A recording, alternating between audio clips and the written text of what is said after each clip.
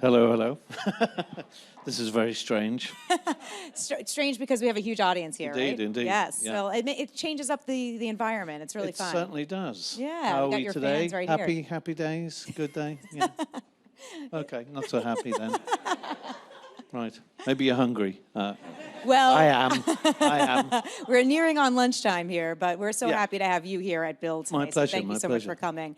And it's a great reason to be here. You have a new book out today, this week actually, called Touch the Earth. It's your debut picture book. Congratulations. Thank you very much. Yeah. So you've done a documentary on the environment. You've written I've songs done about it. Many documentaries. Yeah, many documentaries on the environment, many songs about the environment. A few, yeah. Yeah, a few. Why, turning this into a picture book for young kids? Well, I just figured after having done exactly what you just mentioned, songwriting and also the documentaries, and also having started the White Feather Foundation, that the only thing that I hadn't really touched upon was, approaching the kids. And I was actually getting together with the co-writer of this, Bart, who's a dear friend, to talk about a biography, because I figured, time's marching on. I may pop my clogs, and sooner than later, the way the world's going, and also, well,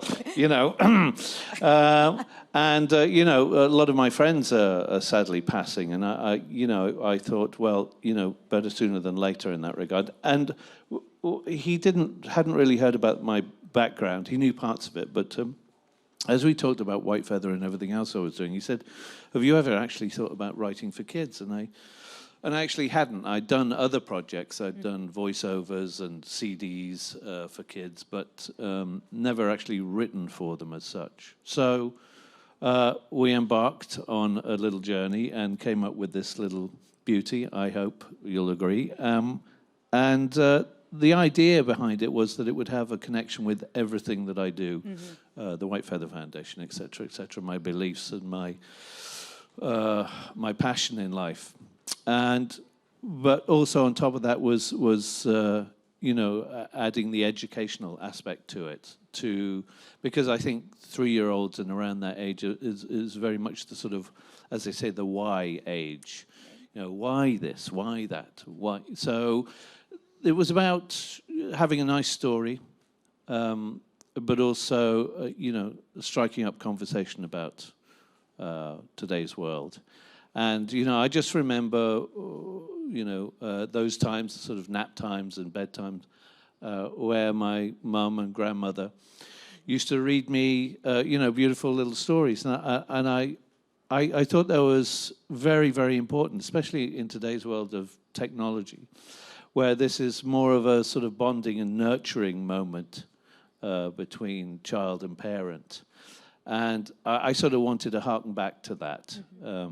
And I hope we've achieved that with this book. Well, it's a wonderful book. We have it right here on the stage here. It's. Can you talk a little bit about the story behind it? Oh, you have to buy the book. Yeah, we have to buy the book. Sorry. Because they go on a journey. They go on a journey. Yeah. The White Feather Flier is a plane with feather wings. We can go into that story as well. There's plenty of that stuff. But and it's all about taking the kids on a journey. And the first book is initially about water, and how special it is, and the fact that we need to have clean water to survive. It's as simple as that. And I mean, that's basically it. You go through, you see different landscapes by taking the plane into different locations, and the plane turns into a little submarine, goes under the water, sees the waters, the oceans are polluted with plastic, and this, doesn't help with the fish, of course, and any other living creatures in the sea. So it's getting kids to understand that and take that on board and sort of empower them into, thinking about the future. And this is the first in a series of 3 books. So each book takes things a little deeper and a little further. And I hope the message gets across. And I think it's just as important for the parents as well to remind themselves of the situation we're in. That's a really good point. And in starting them young, between like the age of 3 and 6 or something like Yeah, that is really yeah. key. Why do you think it's even more important now to be talking about this issue? Well, do you? Yeah. Well, I mean, I've been singing about it for over 25 years, Yeah. if not more. Well, I mean, just look at the political state of the world and the environmental and humanitarian state of the world as it is right now. It's pretty ugly. And I think if we can hold on to any glimmer of hope and teach the next generation about the good things and how not to destroy our future and their children's future, then every little helps, every step of the way. Sure. Okay, you've referenced the White Feather Foundation. Sure. For those of you watching, can you tell us what that's about? Because it's a very meaningful start to this foundation that's been around for a little while now. It's a bit of a long story. We got a little time. So, Dad once said to me on the rare occasions that we met that if something happened to him, if he was going to pass, that the way that he would let me know that either he was all right or we were all going to be all right was in the form of a white feather. I thought that was pretty peculiar, even as a kid, but okay, all right, I'll go with that. And I told Mum about it, and she was like, all right, weird to say that, but okay. And then I was on tour in Australia 20 years ago. I was having some success with the saltwater. And I was staying in a hotel in Adelaide, and I got this phone call from the hotel management, and they said, excuse me, Mr. Lennon, there's a group of about 30 plus people downstairs with TV crews and an Aboriginal tribe. Could you come down here? They'd like to see you. And I said, you're joking, right? And they said, oh, no, they're here to see you, and could you please come downstairs? And I've always been a bit shy, so that kind of situation freaked me out a little bit. Sure. And, when I went down in the elevator, I'm peeking around the corner going, whoa, okay, I don't know what this is about. And I moved towards them. There's about as many people as there are here, and they're sort of in a semicircle. And as I walk up to the center of the semicircle, this older woman who was the tribal elder walks up to me with a male swan's white feather with both hands and hands it to me and says, you have a voice. Can you help us? And I kind of freaked out, and goosebumps were on the over the top level. And I just thought, do I just continue the rock and roll game, or do I actually step up to the plate? So I spent the next 10 years of my life making a documentary about their life and their culture and what had happened to them. And it was a film called, we did pretty well, it won about 8 International Film Awards. It was called Whale Dreamers. And I thought, that, okay, if this becomes successful, how do I want to give the money to them so that they can continue their culture and be strong and, for future generations. And the only way to actually do that at that point in time was to have it go through, use a foundation as a vehicle for the money to get to them so that, it wouldn't disappear in the government's pockets. So a friend and I, who directed the film, came up with the name the White Feather Foundation. Mm-hmm. So initially, it was just literally a vehicle for money to get to them, and then it was once I started a website and started making it known about it, I started getting letters from all over the world. Just saying, "Can you help? Can you help? Can you help?" And there was a lot, and I had to figure out, where my passions were. What did I really care about? Mm-hmm. And so there's a couple of headings that we work towards, which is, number one is clean water, without question. Health and education, and looking after indigenous tribes and cultures. And I was fortunate enough to go to Ethiopia a couple of years ago with an organization called Charity Water. And that was eye-opening, you know, a week out in the desert, seeing the real-life scenarios out there, you know, with no clean water. And we started a campaign with them to drill and for a well out there. And we've achieved that, and we want to do a lot more, of course. And also at the same time, I was in Kenya, and went to visit many of the health clinics and schools and listen to what the kids had to say, and you know, beyond tough lives. And so we've run campaigns to try and help ease them as much as possible as well. One of the other main ones that is really dear to my heart is that I started a scholarship in my mum's name, the Cynthia Lennon Scholarship, which you know, we try and enable getting minimum 4 girls to go to college and university, so they get to achieve what they want to achieve, you know, from these schools in Kenya and around Africa. That's wonderful that you're giving back to that extent, and proceeds from this go to White Feather. Well, from my percentage, yes, will go back to White Feather to continue the work. Yes, for what sure. An incredible story that you were young and you remembered that moment with your dad. Yeah, I mean, bizarre, because I couldn't, you know, there's no particular time and place that I could say that happened, but I do recall it because it was such an you know, pretty strange thing to say. So yeah, so that was impactful for you through the years and still to this day. Sure. Do you feel as though his influence resonates with you in other ways? In what way and how? Well, you know, again, you know, he walked out the door when I was about 3 or 4 years old. We only saw each other a few times.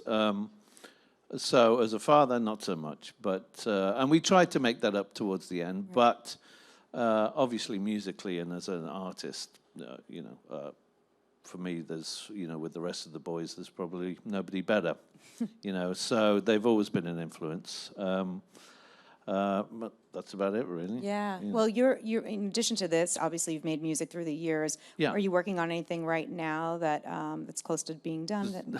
No time. No time, right? I know. Yeah, it's true, right? I mean, you know, I took up, and I'm very thankful for this. I took up photography a couple of years back and have been putting on exhibitions around the world and doing many projects on that front, and that really has become at the forefront of my passions.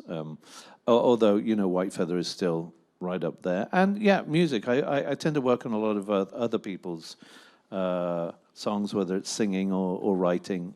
But I have a little studio at home that's about half the size of this room that I've just refurbished, so that tells me something. Okay. No, I'd like to do it. You know, it's I would never shut off music. It's just that photography took over, and sometime later this year I'll get back in there. I mean, I've got plenty of material. It's just a question of finishing it off.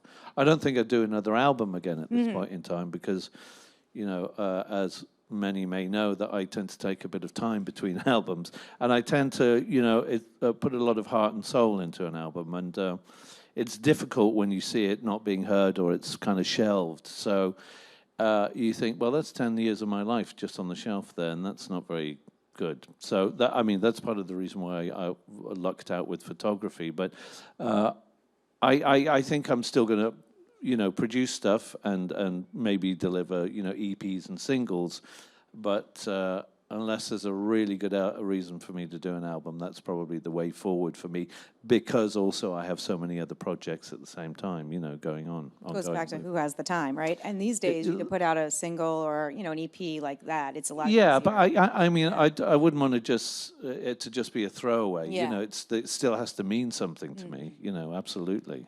Absolutely. What's it like approaching writing something like this versus writing a song or contributing to another artist, et cetera? I think it's very similar in the sense that you come up with an idea, a concept, and you just scribble everything down as much as you can, and it's a question of fine-tuning and editing it to where it just is the raw roots, and that it's emotional, that it initially affects me emotionally, and that if it does that to me, then the hope is that it will do that to whomever's listening or reading.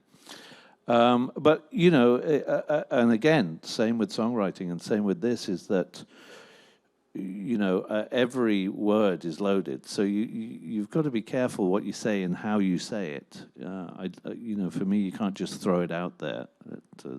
Every little bit counts.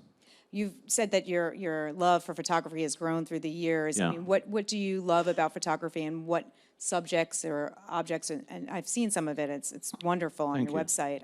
What really gets you excited? I don't know. For me, it's capturing a moment, an emotional moment in some way, shape, or form, and also, I think for a lot of people, a lot of fans that have followed the work that I do, it's been about the fact that they haven't been able to travel to the places that I may have traveled or seen what I've seen. So I try and bring that to light and show people what it's like to be in Vietnam in certain areas, or this, that, and the other. But I tell you, the one weird thing that has come about from it is that I have a really bad memory, terrible memory. And now, literally having pictures of where I've been and what I've done is the way I remember things sometimes, and that's a fact. That's absolutely true. That's great. Well, if it's not going to help, it's going to help you in that way. That's awesome. Indeed. That's really great. Indeed. Do you referenced something earlier about writing things down? Are you thinking about writing your life down in a book? Yeah. Yeah. As I said. Who knows how long we've got? I am hopeful, by the way. I'm not We don't want to bring everybody down. Doom and gloom this morning. No, not at all. No, I'd like to get around to that, because there's also, and again, there's so many memories that a lot of my friends or colleagues that I work with have that I don't recall because of the time and the place, because of where my focus was as opposed to theirs. And, even hearing the stories myself that friends have told me, I'm going, really? I did that? Okay, right. So, I'm just as curious, to be honest. Are you thinking about doing another documentary or sinking your teeth into something? Oh, yeah, no, it's ongoing. Okay. It's always ongoing. There's a documentary and series that we're in the middle of early production, called Connected, which is all about human trafficking and et cetera, and all that ties into that. So, there's a lot of projects on the table that I think are, worthwhile without question. I know you have your hands in a lot of different things, but do you ever take time to sit back and listen to music? And if you do, what do you listen to? What do you love? What inspires you? To be honest with you, I often, when I'm editing photos, which is literally from when I wake up to when I go to sleep, I put the radio on. Huh. And I do have a favorite one, but I don't know whether that would be naughty to say. But I just listen to the radio, which introduces me to new music and varied musical styles. So, that's what I do. And half the time, I had no idea who they are either. It's just it's background, but it's not background. But it helps me to focus and move forward. And familiarizes you with different types of music that's out there, even though you may not. A little bit, yeah. Okay, all right. So going forward, do you have a timeline for the two other books that we might see? Well, we've already written the second book. Oh, wow. Okay. Although it's not fully edited, so we've got that process to do, and we need to, move forward with the illustrations. But I think the book is, for me, it's a beautiful book. I'm incredibly proud of it.